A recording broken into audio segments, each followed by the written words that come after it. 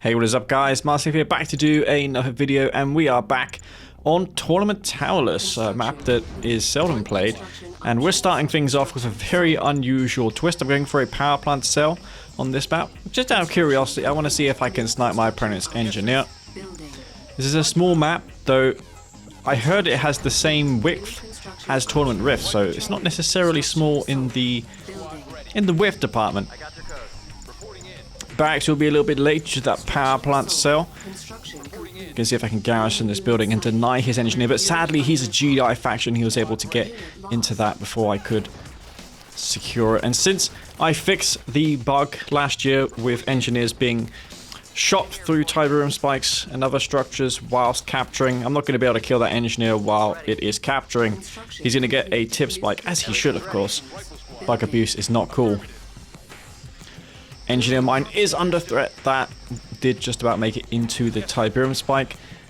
Now EA released in the 1.3 update a version of this map that was included with the pre-order of Kane's R20 2008, though that is not necessarily new. It was available to the public since 2008. This is Tournament Towerless, which was based off of that map, and it's a bit better for competitive play. It's a little different. It has two blue Tiberium fields, one in each corner, and you can access the tip spikes from the center of the map, so the center plateau isn't totally walled off. There's more ways to go in and out of there. I'm going to be playing as Zocom. He is going to be playing as a GDI faction. I'm not exactly sure what he is just yet. I could hover over the portrait of his rifleman squad to see if he's got AP ammo, Tiberium field suits, or composite armor. That will let me know. Zocom on this map versus GDI or Steel Talons would be tricky. Since I don't have Juggernauts, he can take up to tier 3, get a couple Sonic emitters, and push with Juggernauts. Steel Talons don't have the luxury of going for Sonic emitters, but Behemoths are just as threatening, and Zocom struggle to deal with this. I'm going to go for a armory. As Zocom, infantry is a little bit more accessible early on. You get it for $1,000. Takes only 30 seconds to complete the upgrade. And seconds count, especially on a map like this. That tower in the center of the map has been destroyed. He cannot garrison it. It does not exist. Built a rifleman squad from the barracks. I even sold off the barracks prematurely. I don't want him to know that I'm going for infantry. I'm going to make it look like I changed my mind. Maybe he won't build anti-infantry. He's going for watchtowers, and it looks like he's going for a tier 2 perhaps, since he would have placed the refinery down by now.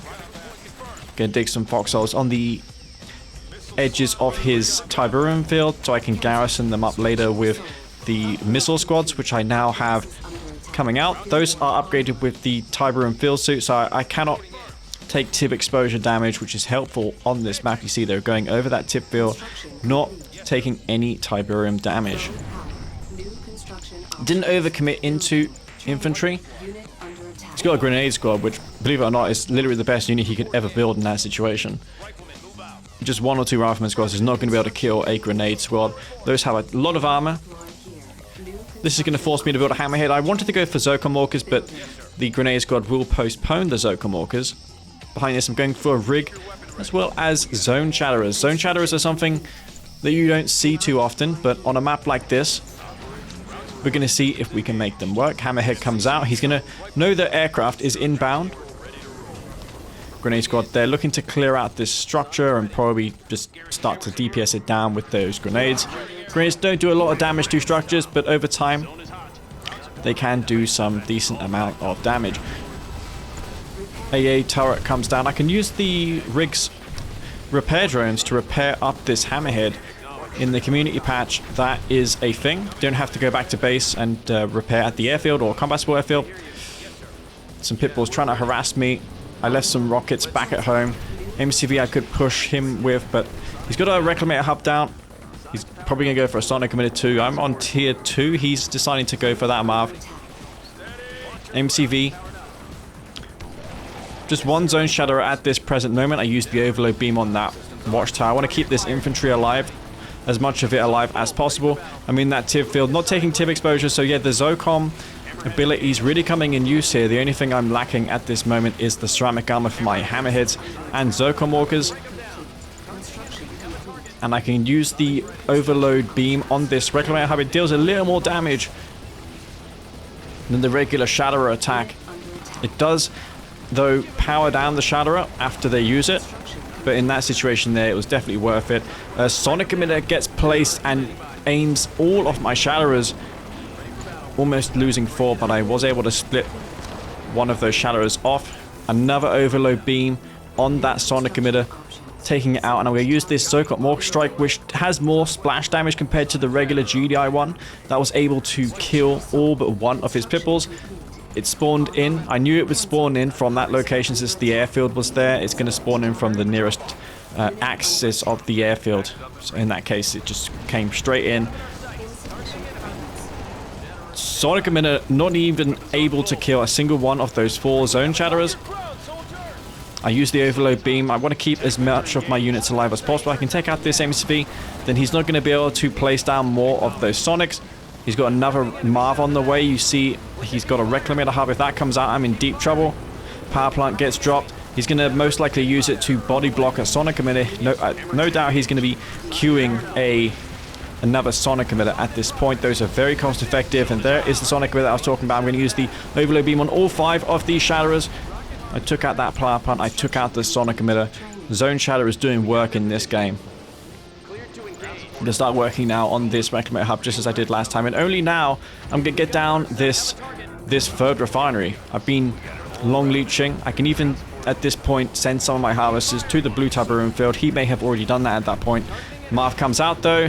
I get a harvester on the way out. I sell the rig. That rig cannot really hope to kill a full health Marv. And since this Marv has that harvesting ability, he's going to be able to get resources. So even though I'm stopping him from harvesting that field, the Marv is going to almost certainly stop me from harassing him further.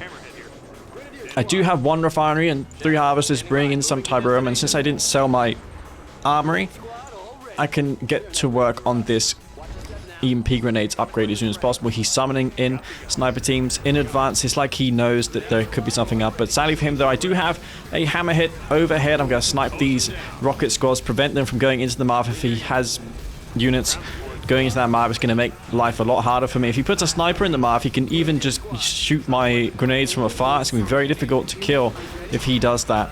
But I'm going to get this EMP locked on this Marv. I researched that upgrade very quickly. Sniper team's in the back there working on my grenades. I've only got 1 squad left. But he's using those sniper teams sparingly. Marv taking a lot of damage. I'm going to use the overload beam on all 5 of these Shatterers before this Marv is un-EMP'd and back online. There's the overload beam. And sadly for me, he does not lose the Marv. I do not have the DPS necessary. Gonna place another refinery on this field, but I don't have the damage now, and he's bringing in these harvesters. Those Zone Shatterers are not doing it for me. Another one of them does fall. Those rocket squads that he has, very, very hard to dislodge with these Shatterers. I've got nothing at this point. I'm desperately trying to build grenades, but those harvesters with those machine guns are going to be camping them out of the barracks. Now Marv's getting repairs as well with the engineer garrisons that he has. No doubt he'll be sending it back in soon. I'm really desperate here, so I'm going to summon in the Bloodhound support power. Marv pushing forward once again. I'm going to EMP one of those harvesters. He's stopping me from getting those squads back out. The Pitbulls are not going to do a lot against the Marv, but it's going to buy me time. I'm going to place another barracks down because, yeah, this is a problem. This is definitely a problem here. The Marv is still going. It's still alive. I've got 1 hammer hit, which I can use to DPS down this Marv, but he doesn't have AP ammo, and that's not going to do a lot. No AP ammo is a big problem. But I'm going to EMP this Marv finally, and with that, I'm going to get this Marv and finally destroy it. Almost that worked out for Dimmy. He couldn't use the MCV to push me since I killed it with that Sonic Shatterer push. But yeah, guys, how often do you see Zone Shatterers do so much damage and ultimately end up being the killer blow?